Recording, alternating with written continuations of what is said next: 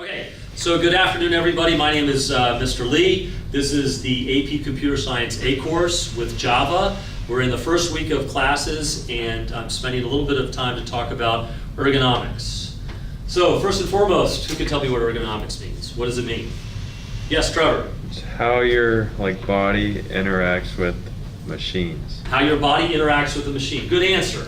So normally when we think about a machine, though, we're not really thinking about computers. We go back and think about cars. At least early on, the advertisements with cars were all about ergonomics. And back in the day, I'm going to give you some advice on one of the best college jobs. I was a valet at Commander's Palace. I went to Tulane University in New Orleans, and Commander's Palace is like one of the top restaurants down there. So I park cars for a living, and it was a really good way to make some money for college. I had a little old lady that would show up every Wednesday afternoon for lunch, and she had her driver, and she sat in the back like driving Miss Daisy, and she would drive in her Bentley and ask for Kenny every time she showed up and throw me a 10 spot. And this is 1982, so 10 bucks was a big deal, so it's a great way to make a living. But I'm not here to talk about the Bentley, I'm here to talk about the guy that showed up one day in a Saab. Anybody, you guys familiar with the car? It's a Saab, S-A-A-B. Okay. I've never driven a Saab before. He pulls up, opens the door, I give him the ticket, and he goes, yeah, take care of it, appreciate it. And I get in the car, and I cannot find the ignition key anywhere. Now we've got these power buttons, but back then, I'm looking at where the ignition key should be up underneath the steering wheel. Could not find it anywhere. Well, this guy, it so happened, he had about $20 worth of quarters and pennies and change in the console between the two seats. And the ignition key was buried under all of his change. So it took me a while to find it. That's a bad design. But this was one of the first cars that when you sat in it, it's what they call the fighter jet cockpit. So back in the 80s, cars had the steering wheel and then a flat dash. So the problem was that your radio was all the way over here in the middle of the dash. So if you're driving, the idea is you want to be in a driving position. It would distract you or pull you away to do it. Most of the cars were that way. Today, you guys have the challenge of the cell phone. That's the design of the cars these days are really well done ergonomically, but now you guys are looking down at your cell phone instead of keeping your eyes on the road. Now I think it costs you 250 bucks if you get caught doing it, right? So this Saab had what was called the wraparound or fighter jet. And what they did is they basically curved all of the dials and stuff, and the radio was right there, so you could sit in it really comfortably, and it was a really comfortable car. I mean, I've never owned one, but I was blown away how comfortable my body fit and then interacted with the car. So again, going back into the day, when we talk about ergonomics and how you interface with a machine, we usually talk about cars. Well, now we need to talk about computers. And I know this is a little bit older model, but I'm going to use it to explain it because prior to teaching, I contracted for AT&T. And I worked for them for about 8 or 9 years.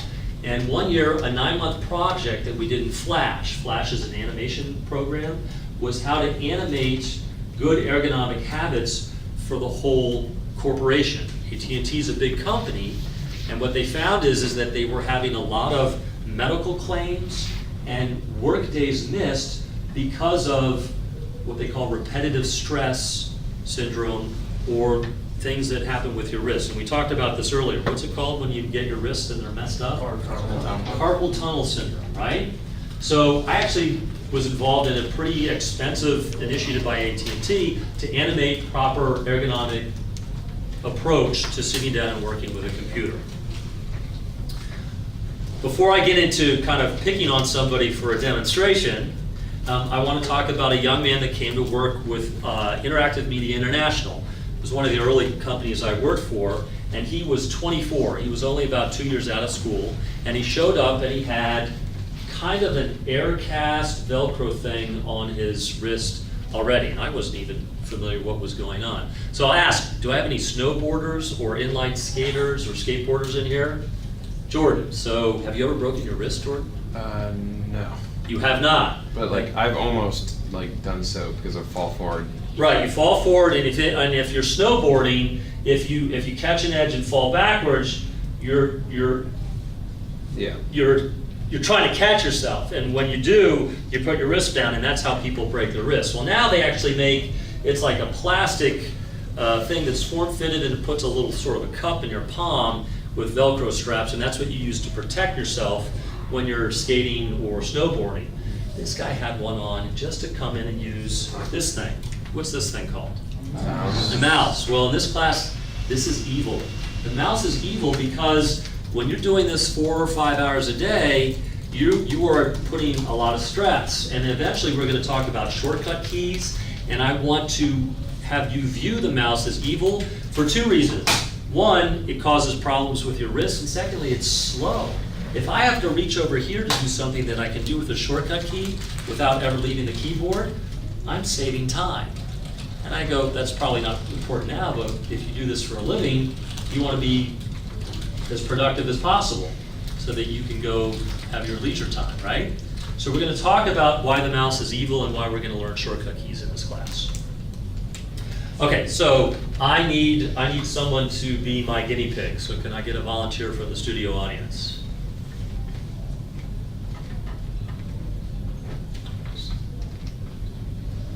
There we go.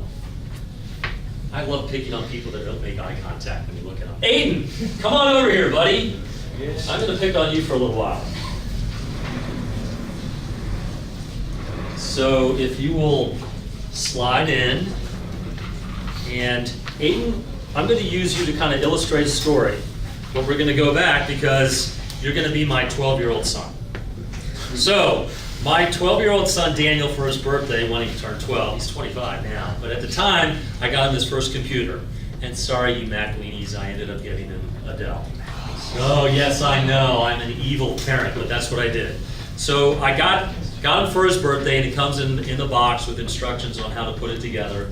And I come into his bedroom, and classic 12-year-old boy, right? I go, Daniel, picking on the computer science teacher, I know a thing or two. And I go, Daniel, can I help you set up your computer? And he looks at me with the look. He's like, no, Dad, I got this. And I'm like, okay. So I leave, and I come back about an hour later. So hold on, you can just slide back just a little bit. So I need to modify things a few. So these are textbooks, so to speak. And let's see, he put his monitor there. Oh, I know what I'm missing. So I don't know about you guys, but my son was a big swimmer and a soccer player.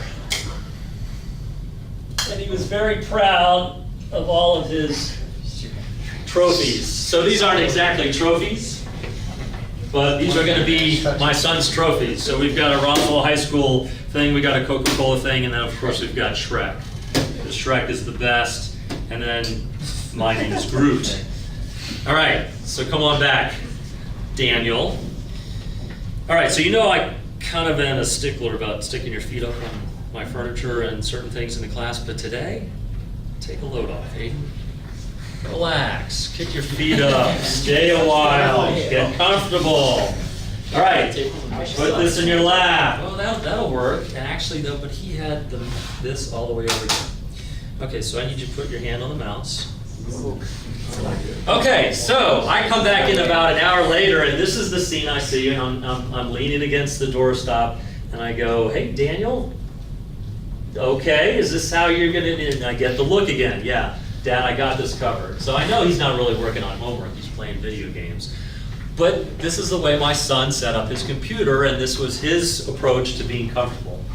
You actually really look comfortable. Yeah, it's pretty comfy. It's pretty comfy. Yeah. So the problem, though, is that it's pretty comfy now, but let's see, we've got 20 more minutes of class, and I guarantee you, but if I made you stay this way, your feet would start salting. You know how when your extremities fall asleep, they get tingly? So the problem is right now, Aiden's feet are above his heart. So his heart's working a little bit harder to get pump blood into his feet. And they're crossed, which makes it even worse. So eventually they're going to fall asleep. You look kind of tentative right now. Don't worry, I'm not going to hurt you. All right, so secondly, although we've got the most comfortable chairs at Roswell High School, and they're padded, and they got rollers on them, his butt cheeks are going to fall asleep eventually too, because you're putting all that pressure on your butt cheeks, so although it looks really comfy and he looks really cool and kick back, this is not great. Now don't freak out, because okay, so you got to look at the monitor. So not only is he going to turn his head this way, but he's got to turn his head back a little bit to look at the monitor. All right, so this is the way my son did his homework that first night. Look at the monitor, don't look at me. All right, so he probably spent, I don't know, an hour and a half doing homework. And the next morning, I kid you not, this is a 12-year-old boy. He walks in and he's at the breakfast table and he's like, "Oh, Dad, my neck really hurts. I don't think I can go to school." And you know what I did? No, I just went, "Really?" I'm kind of a cruel dad at times. So he looked at me like, "Why are you laughing?" I'm like, "Daniel, don't you think that has something to do with the way you were working last night?" He's like, "No way." And I go, "Let me show you some of the problems you've got." So again, look at the monitor, Daniel. All right, so his head is kinked this way. It's actually turned back. So he's putting stress on the muscles and tendons here. What are these? Is your trapezoids or your... What is that up there? What muscle is that? Your triceps down here. I don't know, whatever it is, you're putting stress on that. Also, how are your feet doing, by the way? You doing okay? They get a little tingling or still? A little tingling. A little tingling, okay. Well, you only got 20 minutes more, so you'll be all right. So, and then the other thing, he's exacerbating or making it worse because he's reaching back to reach this. Now, the only thing that's even close to good position is the fact that the keyboard is in his lap, so it's easy to reach. So I'm going to ask everybody in the audience, just freeze the way you are right now. Okay, so I'm looking at Samuel. By the way, body language. You ever study body language? When somebody's closed off like this, he's going, "Yeah, I don't believe a thing this guy is telling me." Right? His arms are going to fall asleep eventually, but he's kicked back and enjoying the show. Noah's not so sure. I've got another person that doesn't. Oh, I got a bunch of people that are all closed off and not looking. But here's what I want to focus on. Oh, Hunter. I'm going to focus on Hunter. All right, everybody, you got to stay right where you're at. Everybody stand up and look at Hunter. I'm going to pick on Hunter for just a second. Actually, Hunter, will you slide over here? But you got to get into that same exact position. So come over here. All right, so I want you to notice Hunter. If you notice, he's seated and his knee is pretty close to a 90-degree angle. But in particular, I want you to look at his hands. They're in his lap. And his hands are actually turned at almost a 45-degree angle, and they're bent at the elbows, because that's the way the human body is comfortable, right? Barring the people that are like this, going, "I don't believe a word he's saying right now." So if this is the way the human body is comfortable, then why on earth did somebody design something that's a square? The human body does not like rectilinear shapes, right? So what we're trying to do is we want to get Aiden, or my son Daniel, as close to this comfort position as we can get him. Thank you, Hunter, very much for volunteering. You didn't realize I was going to pick on you. So, how are the feet doing? They're good? Are you lying? No, the tingle's gone. The tingle's gone? I don't know. Okay, I'm going to let you off the hook. I want you to go ahead and take a seat like you're working the way you would normally work. Now, ironically enough, years ago, the instructions on the computer actually told you to put the monitor on top of the CPU or the box. Well, the CPU's inside, but sometimes that's what people call the computer box itself. So here's what I learned at AT&T. The human body, you should line up your nose, the tip of your nose, not with the center of the monitor, but with the top of the monitor. Because really your head should not be tilted back. It should have a slight incline. So if you've got this set up at home, yeah, we're going to talk about the workstations here at school in just a second. You want to get that box off of your desk and get the monitor down on the desk as low as you can. Now with Aiden, now the tip of his nose is lining up more with the top of the monitor. So we're starting to get there. How many digits do you type with, Aiden? Are you a hunt and peck? Or are you an advanced hunt and peck? Or are you all 10 digits? Advanced. Yeah. Oh, so do you know what the start position is on the keyboard? Okay, both hands. Yeah. So, okay, so this is the way he should be doing it. Oh, by the way, the instructions back in the day also said flip up these things on the back to make it easier to reach the keys. All right, so that's what we're going to do. All right, so now he's in his start position. So I'm going to exaggerate this a little bit, but remember, Why are you all closed off now, Hunter? Get back to the way you were. Remember how Hunter was. His hands are in his lap, his elbows are bent almost at a 45-degree angle, and the hands themselves are turned this way. But with this keyboard, I'm now asking not only for me to turn and type like this, but because you want to flip up them so you reach them, you need to lift your wrist. So they're asking you to type like this, and you can see the tension on the outside of my wrist. Really bad news, especially for carpal tunnel syndrome. So we want to fix that. So we're going to get rid of this, and I'm going to bring out what I use every day. Is it an ergonomic keyboard?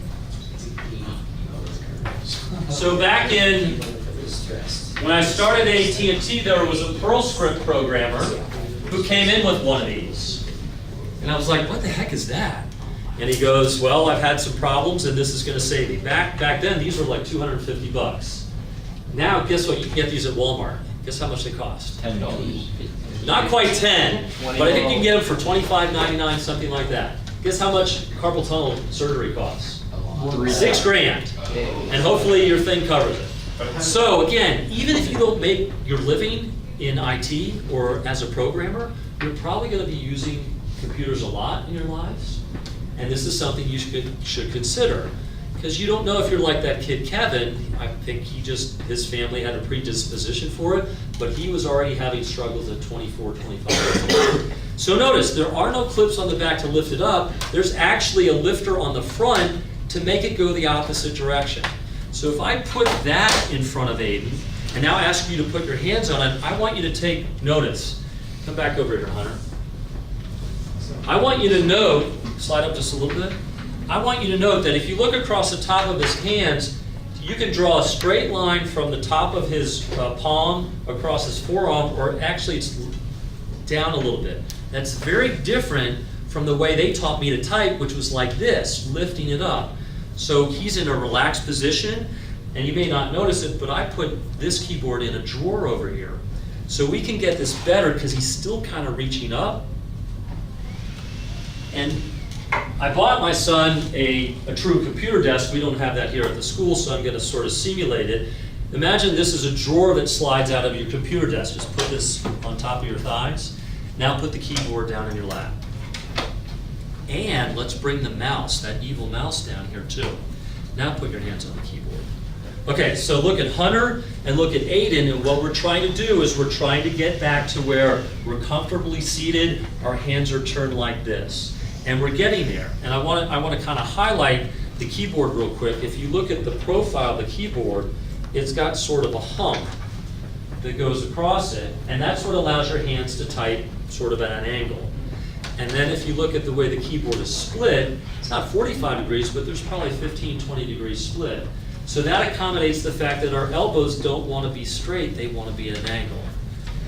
So we're getting really close to what is like the ideal ergonomically. So there's one last thing we haven't taken care of. His feet are at a 90-degree angle, which is good, but you get a little bow in your back, especially if you're seated there for an hour or so. Here, let me slide you out of the way. So at home, I actually have an old cassette box. You guys probably don't even know what a cassette is. Yeah, the tapes. I don't have cassettes. They're all dead now. But I use the old box and put it under one foot. And what that does is by lifting that, it takes the bow out of your low back and straightens it. So at least according to the technology and what I learned at AT&T, this is closer to the ideal of how you should be interacting or interfacing with a machine that's a computer. But hold on, nobody has these boxes anymore, right? How many people have a laptop? Oh, wow. So close to, well, definitely probably more than 50% of the class. So let me ask you, are you like, this is the way my daughter works. She's on her bed, and she's got her laptop, and this is the way she sits and does her homework. That's about right. Right? That's about right. That's about right. Anybody does that? Yeah. Sometimes I lay on my side. On your side, right? So again, I'm up on my shoulders, I got pressure on my elbows, my lower back is super tight, and if you're on a soft mattress, you're not getting any support. So again, I'm kind of being funny about it, but you need to be aware of this. Again, because if you do this for a living, you don't want to have problems. You don't want to be that person that has to go to a physical therapist to work on issues like this. So I don't know if I talked about it in class, but your wrist, I think your wrist has like 32, is it 35 bones in your wrist? There are more bones in your wrist than any other part of your body. And all the dexterity that you have in your fingers, like you don't even think about how to use your fingers. But once you start to learn to type, instead of typing A, Y, D, E, N, your brain starts to just, and you just know how to type, right? Well, all that dexterity flows through a sheath. This is the best way I can describe it. And this is an old LPT port printer cable that I cut. But it's the same idea. Your nerves, just like the wires inside of this, are wrapped in sheaths that all go through that wrist. And it's real complex. And there's a bunch of them twined together. And what happens with carpal tunnel syndrome is that sheaths kind of constrict, get inflamed and irritated, and that's what causes pain. And it actually, from what I understand, can be debilitating. So again, you're not going to get this in every class, and it's not really part of the curriculum. But if you're going to make this part of your lives, you need to be aware that this is an important aspect. Okay? All right, so that's our introduction to ergonomics. I'd like you to get back on and play around a little bit with the code that we talked about. And then I'll put this stuff away, and then we'll finish up with the class with a few other things. All right? Any questions? Cool. All right, get back to it.